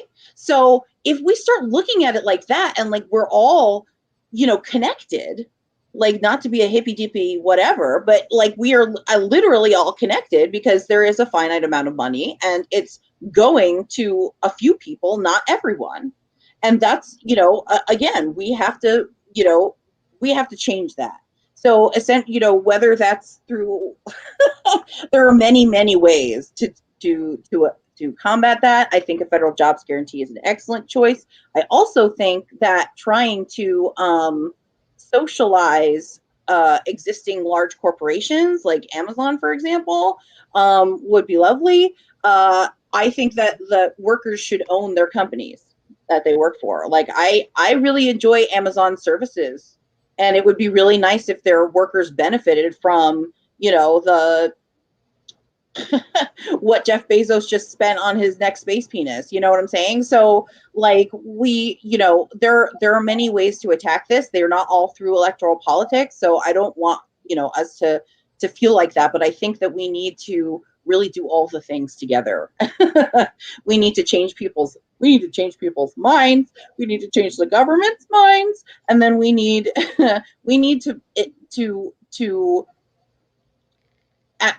tell workers that, we need to encourage workers to start thinking of themselves as being part of a contract, right? If you are giving part of your life to this company, then you deserve to be supported in return. And even if that goes, even if you work 3 jobs, I've had that experience myself, just to get by. I worked as in retail for a long time. I slung coffee, I sold clothes, I sold arts and crafts, for crap pay. And it's not fun, and it's extremely exhausting. And if you were to come up to me and say, well, of course a doctor makes more money than you because he works harder and he's more educated than you. Well, my answer to that is that I have a lot of student loan debt because I was stupid enough to get a bachelor's and a master's degree. And on top of it, I've been, running around for a 10-hour shift on my feet, talking to irritated mothers who can't find enough of the right color blue felt for their kids' school projects. You know what I'm saying? That is physical and emotional labor that should be comparable to everyone else. I'm not saying that I saved anyone's life by finding, blue felt for somebody's mom. But what I am saying is that the amount of labor that I put into that day is the same amount of labor that a doctor puts into his day, because he has 12-hour days and he's always on his feet and he's talking to patients and right? But so do I, right? And he gets to go to a nice lunch. He gets to come home to a cook. He gets to come home to, take out every night, whatever. Where's mine? So I think I said a lot just there. I could go on forever, but I'm not gonna. So thanks. Can I just address a question to me in the comments? Hello? Can you guys hear me? I muted myself. Sorry. Yeah. Oh. So, I forgot. Yeah, go ahead. Let me see how. Oh. And then after that, we'll go on with Meg, who is raring to go. I can see it.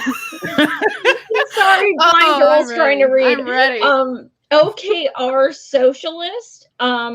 Yes, my co-organizer / creator of the march is Sharif. Is SHAREEF. And yes, we are working on a lot of mutual aid. We plan on helping many people in each of our cities. So, and you can, if you want to learn more or get in touch with Sharif, I'd rather you just, instead of announcing his info, I'd rather you just reach out to our March Twitter and DM. It's at M4M4all. Thanks, guys. Sorry about that. I just noticed it. Okay. As soon as Meg is unfrozen, there she is. Yeah. All right. Oh, don't flicker on me now, internet. All right. Go for it. But no, I had to even just start with what Beth was saying just a second ago about the fact that, doctors are paid, X amount of money. And whereas, you could be working at like two of the. No.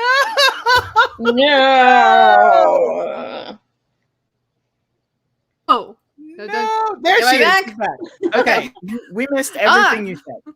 So try again. So, sorry. It's fine. So, I've worked at bookstores. I've worked as a barista. I've worked as a teaching assistant. I've been a public library assistant. I've never made, $15 minimum wage. Even working for the county at a public library, I made most $11 an hour. I still lived at home. Still, I couldn't own my own car. Couldn't pay my student loans. And so the thing that got me whenever Bess was talking was said, I have a bachelor's, I have a master's, and maybe I want to create a podcast. Like, one of my dreams is to own a bookstore. Does that make maybe I want to sling coffee for a living? Does that make me less worthy of a living wage when I have so much education? No. And that's a ridiculous thing to say. So, there are so many different ways that we can be doing this. So I definitely agree with the federal jobs guarantee. That's definitely one way that I think needs to happen. And for those who either can't work or don't want to work, we should have some form of expanding Social Security or having some form of UBI, particularly for stay-at-home moms. Like, stay-at-home moms have a lot of labor that they are involved in. And one of the things that drives me crazy, particularly with pro-life people, so I'm going to get a little intersectional here, that pro-lifers love to say oh, well, you shouldn't be aborting your baby. But okay, but what are the incentives for that mom who can't afford to have that kid? What are the incentives for her to have that kid? To be able to, if you want more moms to stay at home, but they're being forced to work 2 jobs. How exactly are they supposed to be at home with their kid? So if you want them to stay at home with their kid, pay them to. That's another thing that we actually had in Canada was baby bonds, that you actually got paid to have kids, like $200 a month. A benefits to have children, an incentive to have children. So having baby bonds, telling you it's okay that you can afford to have a kid. Having maternity leave. That way you can have time off. My mom had a year's maternity leave when she had me in order to take me to my doctor's appointments. 1 year. You want to incentivize moms to stay home with their kids? Give them maternity leave. Give that, have incentives in order to do that. We should be able to have a living wage that you can actually live on. You want parents to be able to be with their kids and teach their kids good values? Give them a good wage and a good job that gives them that they don't have to be working 2 to 3 jobs and spending all their time at work, working 80, 90, who knows how many hours a week, when they could be at home with their family. Having a 4-day work week with a living wage. We should be having worker co-ops. We should be on general strike right now. Everyone should be on strike. We should have mutual aid networks going, so that way we can have a general strike and demand. Not only are we going to have a say in our job, this needs to be worker co-ops. We demand to own the means of production. I'm a socialist. I believe in workers owning the means of production. I believe that we should have the federal job guarantee. That way we at least have a base. And we could do that tomorrow, like someone mentioned MMP. We could do that tomorrow. We can afford it. The country cannot run out of money. We're a currency issuer. We cannot run out of money. I also believe that we should have a maximum wage. And that way, that CEOs cannot make a certain threshold more than their workers. If we're going to have CEOs, I don't believe in CEOs. I believe in worker ownership. But if we're going to have CEOs, they need to have a max wage. They need to be paying on their capital gains taxes the same as income, because that is income. We need a wealth tax. And we need a very high marginal tax rate. Because the idea of the marginal tax rate, for people who don't understand the marginal tax rate, is that if we were to have a 70% marginal tax rate, only if you were, let's set that at like $50 million. Every dollar over $50 million would be taxed at 70%. Everything below that rate would be taxed at a lower rate. The idea of I can never be President E. Heller, I'm Canadian, sorry. The idea of the 70% marginal tax rate, or even it was up to like 90-something% when we were at our most economically equal. We had a 90% top marginal tax rate. And the idea behind the top marginal tax rate is, okay, you want that $50 million? Everything above that is going to be taxed at that high tax rate. If you don't want to tax at that high tax rate, you better reinvest it into your business. You better be paying your workers a living wage. That's how we were able to have such a thriving economy during that time. Because of things like the top marginal tax rate, because of Glass-Steagall protecting our money that was in our banks from being wasted on speculation, which we should have a modern Glass-Steagall. So these are all different ways that we need to be putting the money back in our hands and not in the corporation's hands and not in the government's hands. Like, that's one of the things about being a socialist. I do believe that workers should be owning their money, that government has its place. Government has its place, but it should not be intruding that much. So I will go ahead and stop there for now. Meg, I want you to know I'm moving to Canada. Meg, I mean, I agree with what you're saying, but who's going to think of the billionaires? Like, you're coming off really one-sided here. Fuck the billionaires. Every billionaire is a policy failure. Eat the rich. I was just going to say that. Yep. Jackie, you're muted. Is she talking? Jackie, you're muted. I did it. I always do that. Okay. You literally see the light, Jackie. Look at I for know, the but I'm light. looking, so the light is on, but I'm looking at you guys, the comments, and what I have written, so I never look up to see that the light is off until I read a comment that's like, we can't hear you, and then I look over like, oh. So, look, that's just how my ADD brain works. I'm sorry. Okay, so Jake Smith asked the question, if we had free healthcare and housing, then we don't need a $25 minimum wage. To which I say, fuck that.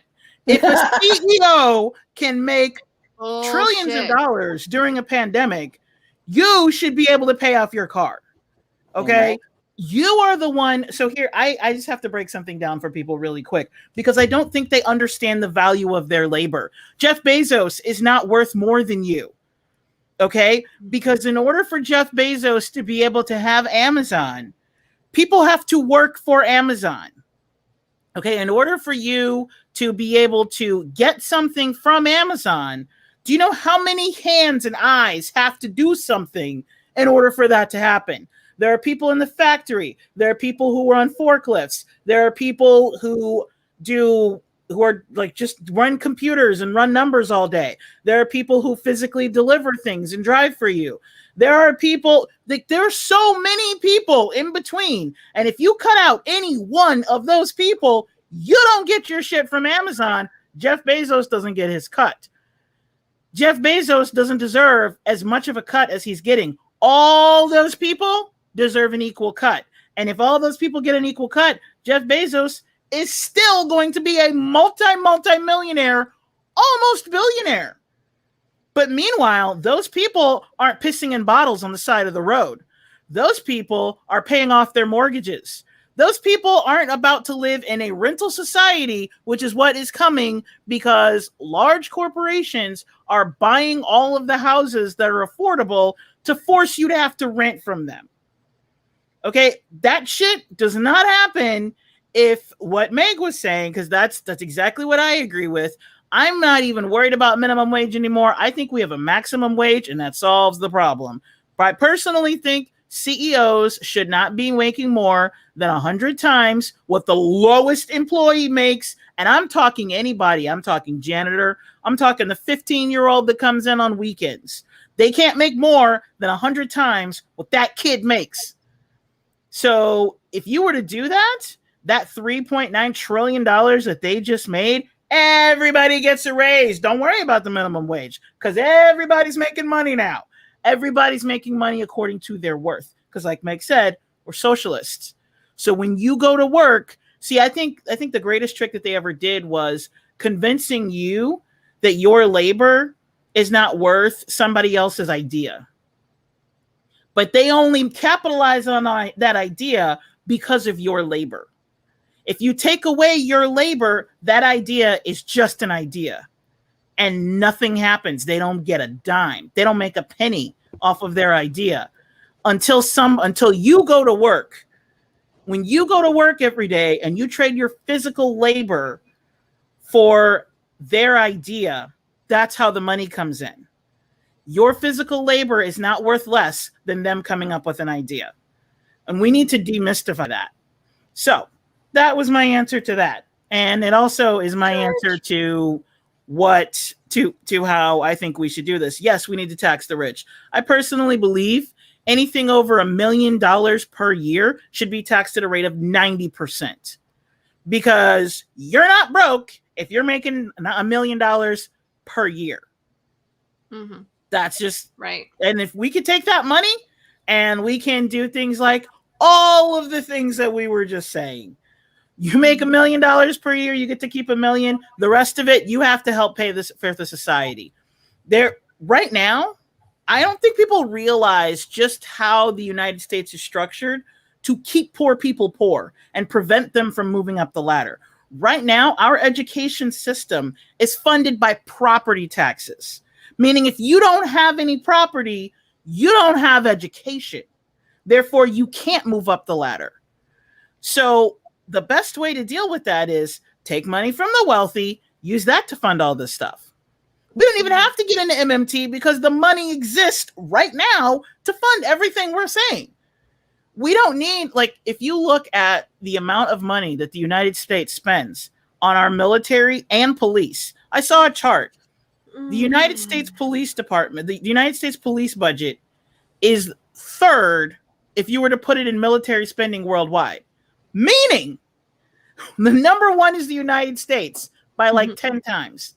Number 2 is China. Number 3 is the United States Police. So we police our own citizens more than anybody else has a military budget, with the exception of China. That is insane. All we're doing is oppressing ourselves. It doesn't make any sense. We can use the money that we're using for the police departments and for the military, and we can turn around and we can get rid of homelessness. We can give everybody a UBI. We can, if we were to do this, the green solutions, to me, all of these solutions feed into each other. Talk about a federal jobs guarantee, talk about UBI, talk about automatic healthcare. All of this feeds into each other with even with the environmentalism, because again, the reason why we're not doing all of these things is because of greed. Why are we keeping everybody impoverished? To feed the military industrial complex. Gut the military industrial complex, and we can afford to pay for our infrastructure. We can afford to pay for our schools. Tax the wealthy. Tax people who make more than $1 million a year at 90% after that first million. Guess what? We can pay for homelessness. It turns out it's actually cheaper to just give people homes than it is to jail them and to do all the stupid shit we do now to keep from seeing homelessness, but not actually solving homelessness. So let's just solve homelessness. Let's just give everybody houses. We don't even have to build houses. We have more houses in the United States than we have people to put in them. Just put them in the houses and then give them a UBI to pay for it. And then get rid of ridiculous rules like you can't collect rainwater. Let people collect the fucking rainwater, and then we don't have to worry about paying for water to being collected. The reason why we do this is because companies like Nestle lobby our government. So get rid of that shit. If we got rid of that, also Nestle, by the way, the people who won't allow who fight for the rules so that we can't collect our own rainwater, so that they can steal it from the Colorado River and from Michigan and other places, they happen to be like number 3 in top polluters. So again, these solutions, it's like a snake eating its own tail. They feed into each other. What you go down the line, start with the military industrial complex, and then bam, bam, bam, bam, bam. Once you start with the military industrial complex, now we don't have a reason for poverty. Now we can just buy people's homes. Now we can just take that money and educate people, and we can take the rest of that money, because there's a shit ton of money in that. We can also tax the wealthy. We can take that money and we can buy people's houses. We can afford health care. We can do all of it. And like Meg said, anything that's left over, MMT, we create money.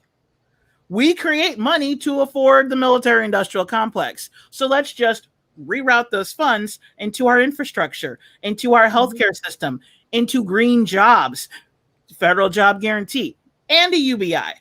How about this? How about the UBI goes for anybody who doesn't have a job, and anybody who's working is part of the federal jobs guarantee, and every job is funded at a level so that the highest paid person is making no less. Sorry, the highest paid person is making no more than 100 times what the lowest paid person is. Then you don't have to worry about keeping up with inflation, because as the top people make more money, everybody else makes more money. It's the opposite of Reaganomics. Socialism. Anyhow. I just came up with an awesome idea, if I do say so myself. I'm going to make like a placard of a flame. And then when I do shows with you guys, and I'm like, yes, I'm just going to go. Because I can't see the emojis, so I'm just going to be like, yes. Awesome. There you go. Get a lighter. You're like, Ben, just get a lighter. Always. That's a good question, Yes. Stephen. Without the military industrial complex, how will the U.S. steal other countries' resources? We shouldn't. Yes. We shouldn't be. So Just I have a thinking couple. about I have a couple of points that I want to make about that. So very first and foremost is, as the great Richard Wolff said, we need to stop thinking of ourselves as consumers. When we start thinking of ourselves as workers, start thinking about ourselves as those hands, as Jackie said, who are putting the products in the hands of consumers, if we are thinking about ourselves as workers and thinking about our worth, we will demand more. We need to stop thinking of ourselves as consumers. They want us to think about ourselves as consumers, that we need to go out and buy things. Because when we want to buy things, like, oh, I don't have money, so that means I need to go work for this company or to get that money, or I need to put it on a credit card. It's either one of those two things. If we actually think of ourselves as workers instead of consumers, we say, Uh-oh. Come back, Meg. Come back. Damn it. Damn it. Always There want to she make is. a good Okay. point. Always want to make a good point. Every time. But when we stop thinking about ourselves as consumers and as workers, then we will be demanding more for ourselves. Also, so I have this, I forgot the other point I was going to make, but I have this other tweet. I have a tweet that I want to share because it definitely gets to the point of what we're saying. And Jackie made an excellent point too, that basically every little bit of this is intersectional. All of these systems intersect in order to oppress and exploit us. Some more than others. Like if you are, like for instance, if you're like Joy and you're disabled, all these systems are oppressing you in that way. It is making the world less accommodating to you. If you are Black, it is oppressing you in whatever ways that oppresses you as a Black person or as a Black woman. It is exploitative of Bess and me. It is hard for Bess or Jackie. Like, we're treated poorly as women for the way that we look. So if you're fat, you might not get a job. All these different ways, all these different systems are built to oppress us. And this is a tweet that I wanted to share. In February 2020, the average cost of rent was $14.68 a month. Rent shouldn't be any more than a quarter of your income. So for that to cost less than a quarter of your income, as they always suggest, you need to make $5,887 a month. For a 40-hour work week, that's $36.79 per hour. Our minimum wage, $7.25. Wow, sorry. So our minimum wage is not even a fifth. Not even a fifth of what we should be making to rent I'm assuming is hopefully a 2-bedroom apartment. Depending on what state. Right? Like I know in Seattle, that's the cost of a studio. Because I looked when I was trying to find, right? Like I was trying to find an apartment. I was looking at for grad schools, and I said it on Gainesville, but I was looking at like the University of Washington in Seattle, and that rent is insane. It's like $1,700 for a studio apartment. It's insane. People cannot afford that shit. And so, like I said, we need to stop thinking about ourselves as consumers. And also, we need to be rethinking a little bit about UBI and the fact that, or not UBI, MMT, and the fact that, our government is an issuer and we have all this income, and the way that we track, it's not the national debt, but it's how much U.S. treasuries and how much currency we have in circulation mostly. So what's owed back. If we tax the rich, just as a way for income equality, that's money that's sitting there doing nothing. Whatever is not getting used for whatever programs that we need, tax that back. That's now currency that's out of circulation. Because it's better for it to not be in circulation than for it to be sitting in someone's bank vault doing nothing for some rich person who doesn't need it. They don't need it. They're comfortable. They can buy 50 yachts. For what purpose? Why do you need a yacht? To carry your other yacht or to carry your helicopter? You don't need it. So Well, you need- tax the. You need the bigger yacht to carry the smaller yacht, and then the helicopter lands on the smaller yacht. Yeah. You do none Yacht of theory. it. It's like those little Russian dolls that you just like keep putting the bigger ones, you know. Oh my god. But I mean, that's my favorite part about MMT. Like, just tax that money, take it out of circulation, because it's better that it's not even in circulation than just sitting in some billionaire's bank vault or being paid for someone's yacht that is going to poison our ocean. Yep. I have a question for you ladies, because I was originally going to go for 2 hours, but I have one more question left. So can you guys stick around to talk about one more topic? I Yeah. can. Savvy, your mic is muted. I gotta go. You got to go? Yeah. Okay. Then I'll just go ahead and wrap it then. Thank you, all of the ladies. Unfortunately, Athene couldn't make it, and also Carrie's internet couldn't work. But originally they were supposed to be here, just circumstances. But I want to say thank you to everyone. And Sabby, since you have to go, I will start with you. Tell everyone where they can find you and what you are up to. Oh boy. So you can find me on FHL, Fred Hampton Leftists, obviously. Oh, Jackie, I almost forgot. This is a good time to plug this. Sunday, July 4th on FHL. We're Yes. doing a 12-hour stream. Yes. So you'll see all of us on there. Tomorrow on my channel, I'll be interviewing Jimmy Dore at 4 p.m. Catch me there. Saturday, I'm interviewing the Black Hammer organization. This is a really interesting group. They are helping people that have been colonized. So I'll get into that a lot later another time. But so this week has been really busy, and then that's all I have so far. Okay. And next up, Joy Marie. So you can find me at Savage Joy Marie Man.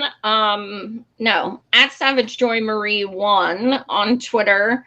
You can find my book, which I know a couple of you ladies have read. It's a shitlib parody that I wrote with Peter Douche, aka Pat the Burner. No, don't give him any credit. Yeah, I know. It was me. It's Women's Day. Shut It up, was all Pat. you.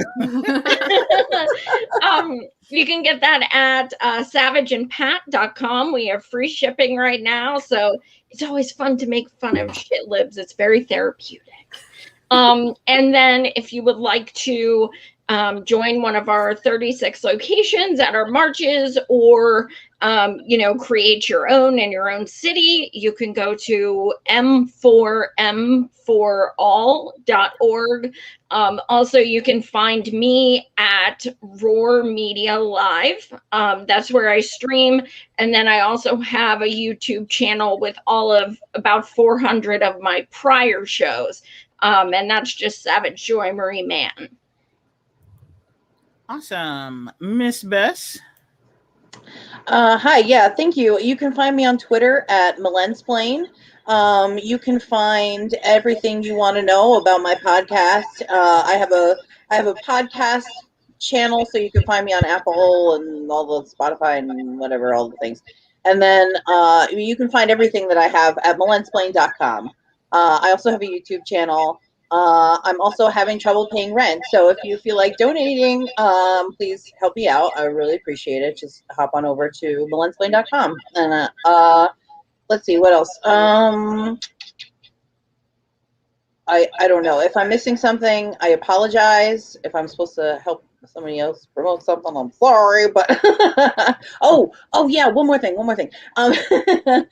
Okay, so as I mentioned earlier, I do video coordinate for United Left, and we are looking for volunteers. So if you are interested in video editing, if you're interested in organization, if you're interested in on the ground actions, if you're interested in administration, literally anything, we need all the help we can get. Just hop on over to ourunitedleft.org.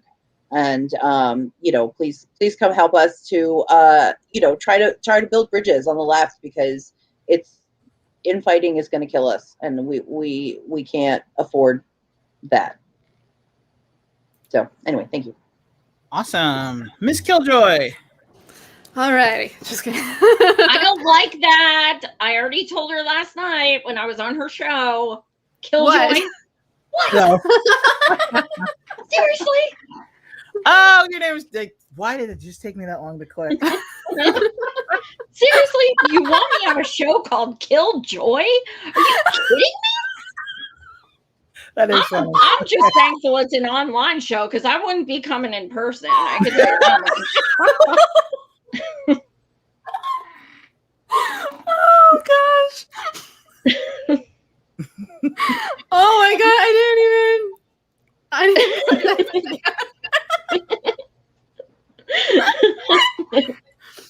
Okay, all right. I will try to compose myself just for a minute here. That was hilarious, Joy.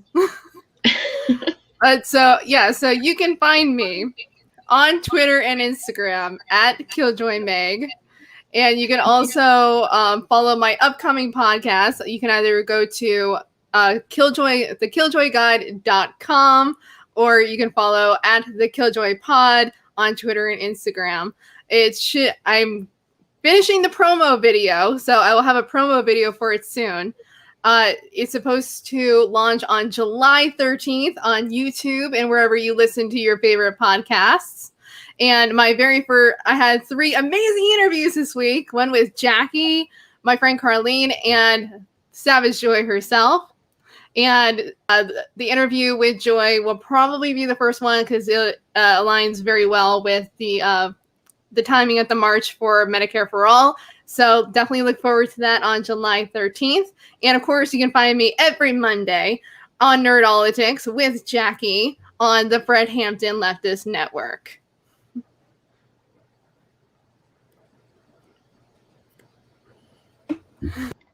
You're muted, Jackie. You're muted. Did it again. Damn it. Gotta stop doing that. Anywho, I'm Jackie. You can find me right here, Fred Hampton Leftist Network. As Meg said, on Mondays, we do the Nerdolitics. I also do an interview series. And just like Sabby said, on Sunday, this upcoming Sunday on July 4th, we are doing a 12-hour live stream. It is going from noon to midnight Eastern. And you can find all of us. Just hop in, check out who's on. It'll be fun. If you want to support the show, you can help us out by donating at Ko-fi, which is, the link is right there. I will repost it here as well. You can support us there, or you can support us by listening to our show on, we have a podcast on Anchor. We are on all the social media, pretty much everything. If you just search for Fred Hampton Leftist, you'll find us. You can like, share, subscribe. That would really help us grow, and it would help us do things like give our buddy Meg internet so that she doesn't keep cutting out right when she's making a really good point. So thank you to all the lovely ladies, including Carrie, who was here but ended up being cut out because of the internet situation. Thank you to everybody who joined and watched. And I'm including the links to everyone in the comments. So if you would like to support people, that is awesome. Thank you for supporting leftist media and ladies. So with that being said, I'm going to go ahead and end this broadcast. Be lovely to yourselves and fight for change, because we deserve it. Yes. Love you, girls. Thanks so much for having me.